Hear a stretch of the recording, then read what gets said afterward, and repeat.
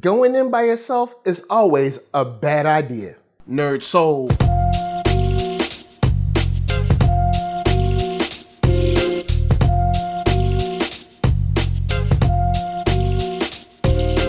Late Ill Kid at OneYoungsta, holding it down, bringing that street geek and nerd soul. What is up, my people, today?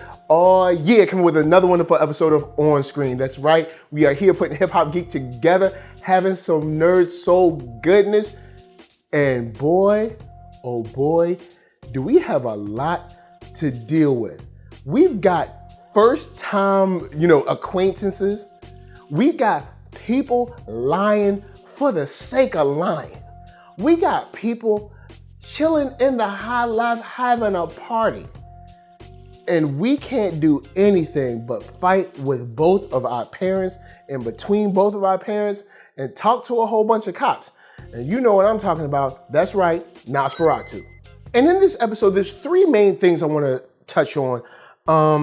First, or maybe we'll count down. No, you know what? We'll just say, first off, we got to get probably the most honest and touching conversation between Chris, Vic's dad, and herself since the beginning of this show.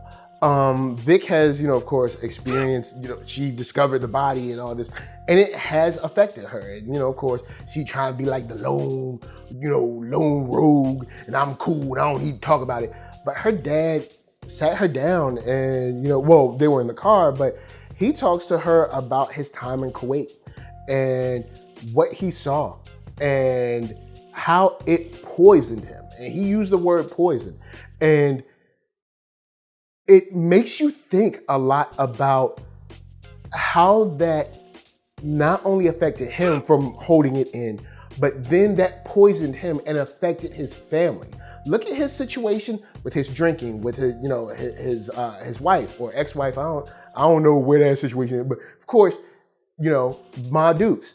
And then him with his daughter, his relationships with these women, his relationship with himself is probably in large part a fallout for what he experienced in Kuwait and never really dealt with, never really talked about to anyone.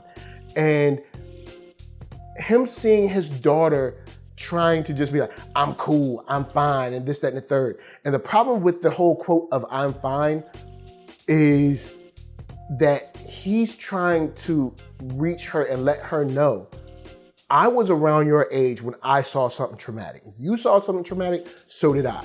It poisoned me. I've already ruined so many things because I've been poisoned by what I saw and never dealt with it.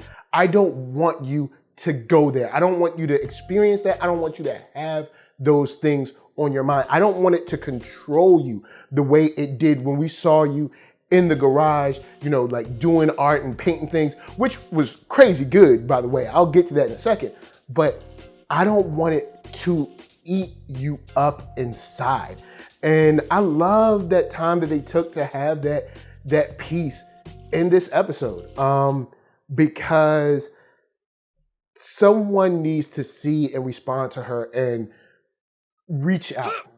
We don't know if she's going to take it or not, but he's got to reach out. Someone's got to reach out. And we see at the end of the episode where, of course, he tries to get her to do the voluntary sign-in, which I think is a bad idea, because that whole voluntary thing is one of those situations where you go in of your own, on your own merit or whatever, but they don't always let you out on your own merit. She could go in and they'd be like, oh, well, you a danger to yourself or something. And then next thing you know, you sort of a prisoner.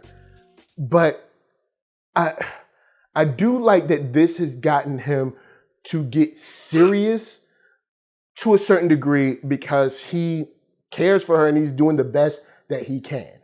Next, which is my second thing that I really want to touch on, is Maggie and Vic's relationship. I love that it is getting stronger. They're talking more, they're speaking to each other, they're actually planning out things. Her leaving Maggie by herself was stupid, and we'll talk about it later. But it's a trope that a lot of shows do, so I can't just blame Vic for it. But I was just kind of upset that this show did it when so many other shows do it, movies do it. It's like, nah, we plan to go together, and then you get up like, I'm gonna go on my own. This is, you need help, stupid. But anyway, slide that. their connection is getting stronger. Them believing in each other, them wanting to work together, them seeing a threat, and Vic starting to believe and starting to understand what her power is. Maggie starting to understand what her, well, not really starting to understand what her power is, but starting to understand Vic and her position and her kind of like the way she uses her escape to be able to kind of get Charlie Manx. Because like she says, you know, you can't use your bike because he'll see that, you know what I'm saying? So you can't take the bike, let me take you. And because if he sees the bike, he's gonna try to take you out. You know, he's gonna break the bike or something, you know what I'm saying? So I like that. I like that she is trying to actively figure out ways to assist her, even though she's not particularly the person that's going into the escape. She's the person that's able to still see that connection and feel that connection to the other side, to the escape, to the imaginary worlds, to the children when she asks, you know, and like displays her tiles. So I really like that they're working together now, and now that they're sort of on the same page. Unfortunately, Maggie not following through on that plan is what, I mean, not Maggie, Vic not following through on that plan is what probably got Maggie hurt. We'll talk about that after the break, but I do like that they're finally together. I like that Vic's in the game. I think that now more than ever, after seeing Charlie Manx, seeing what he could do, I think she's in the game for real. Now, with that said, we got a lot of stuff to get to after the break. Of course, one really serious thing, but first, of course, KURO Brand is gonna help us pay them bills.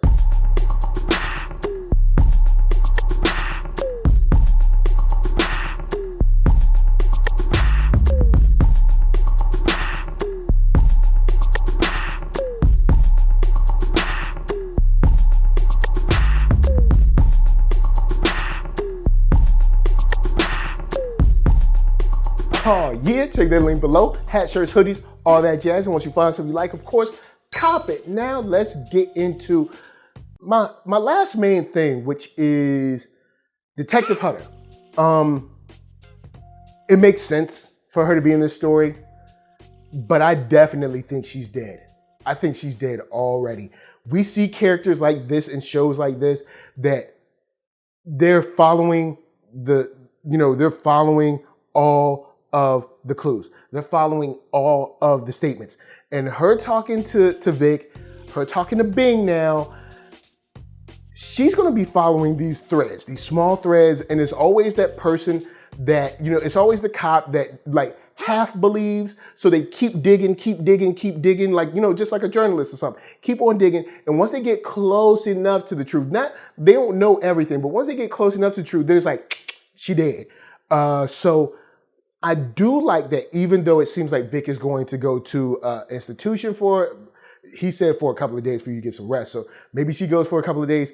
During that time, we will see, hopefully, Detective Hunter doing her, because I mean, she has the vanity plate number now, she has the car, and she has the name.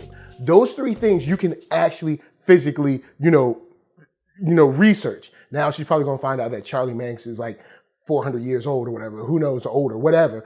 But seeing that, having that tangible stuff there, she's gonna follow it up. And once she follows it up, she's probably gonna go down this rabbit hole of like missing children, and she's gonna get more and more involved. And I don't know, I see Bing probably taking her out, unfortunately. Now, with that said, slide that to the side. Let's get to a couple of extras before we get out of here. Bing, Bing is a bad guy, but I will say this. Homie hit you with that first 48 style. She was like, what were you doing? He was like, I was watching monster trucks. Where were you at? I was at home watching monster trucks. So what was you doing yesterday? I was watching monster trucks. Like, he did not, you might as well, hey, you got lie till you die, right? You know what I'm saying? It's like, look, once you tell this lie, you got to live by that lie. And she tried to trip him up too, but he won't fall for that. She was like, it's kind of like, hey, look, I was at home. All right, well, your friend said this happened and this happened. I don't know what they said, but I was at home. Was anyone else there? My family. Who's in your family? My family. And where was you at? I was at home. Like, you don't, look, that's all you say. You just, hey, I was at home. I was watching monster trucks. Didn't you kill somebody? I was watching monster trucks. Didn't you put a nail in somebody's head? I was watching monster trucks. So, he's a bad guy, and I do want him to go down, but I do got to give him props for sticking to the story and not messing it up. Now, we did see how he tripped and flipped on your girl Vic real quick. You know what I'm saying? When he turned and he was like, we're friends. She was like, we ain't no friends. And then he was like, yo, look, hey, you better watch yourself. Hey, I'll clean you up fast, real fast. And then he gave her the invitation. He was like, look, don't play with me. Another thing that I enjoyed, even though it was kind of hurtful, is to see the mom and the dad kind of going back and forth, seeing how they feel about the bike, about her mental state, about her health in general. And seeing that fighting, it was good because it makes sense to not just drop the mom from the story, but it hurts because I'm about to circle back to Vic in a second, it just seemed like this is something that Vic didn't create this issue, but I think she's agitating the issue. Here's why. Pops left, went off with some lady, and he left you and your mom. So your idea is that, oh, well, since he's my dad, I'm gonna leave my mom. And we talked about this. The one that's actually providing for you, doing the best they can for you, doing everything right. You know what I'm saying? Basically, to be your parent and to protect you, hold you down, food, water, shelter, all that stuff. But then you leave and hurt her for your feelings to be with your father. Cool, fine. But then you impose yourself on your father's situation with his girlfriend. And she kind of like got an attitude like, your girlfriend don't want me to hear. No, she didn't. She did not sign up for this. She's right. You ain't supposed to be here. You came there and imposed on this situation. Your dad didn't want you there. Your dad's trying to be nice and be cool, and girlfriend, God bless her, is allowing you to stay in her space. But for you to get up in her face, are you really serious, Vic, right now? Are you serious? The girl that is so selfish that she lets her mom believe that she's been abandoned twice, not only by the man that she loves, like she said, I had spent more of my life with him than without him, but then you abandon him. Then you go over to some other woman's house, impose yourself in their situation, go in her living space, use up all her materials, cutting stuff. Now the art was cool, and I don't think it should be thrown away. I think it should be sold because there's people that love like horror little art and stuff. Well, hey, just holler at me. Let me sell it. We can split it 50-50. But slide that aside. You done used up all her stuff, tearing up her garage, and when she brings it up to you, you act like it's your garage? For real though? Let me tell you something. You in my house. I don't care whose kid you are. You in my house. Now you don't like it? Guess where you can go?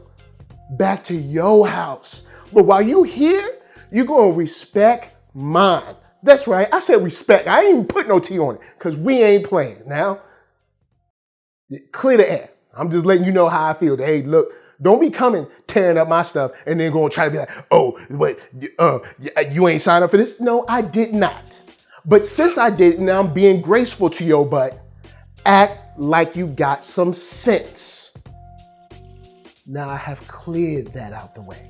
So guys, holler at me. I'm gonna holler at you down in them comments. Let's talk NOS4A2. Let's talk about the party. You know what I'm saying? Old boy trying to act deep. Let's talk about Craig. Craig is the only one that really cared about her and she's just sleeping on him. Let's talk about the subverted expectations of them making it look like Willa and Maggie was going to sleep together. And then Maggie was like, no, I'm not. So guys, before I bounce out of here, I'm going to tell you to hit up ThatNERDSoul.com. That's right. Check me out right there. All my videos on the oldest, newest, latest, greatest, and all that. Then hit up shop.ThatNERDSoul.com and pick yourself up a t-shirt player. Don't forget to get one for them playettes. Then come back here, like, comment, subscribe, and share that NERDSoul. That's right. There's no better way that I can show people that you like what you are watching. So, LA, what up? VA, what up? RVA, you got my heart. And please be good to yourselves. Please be good to each other. And remember, the best way to liven up a party is just Scrabble. Peace.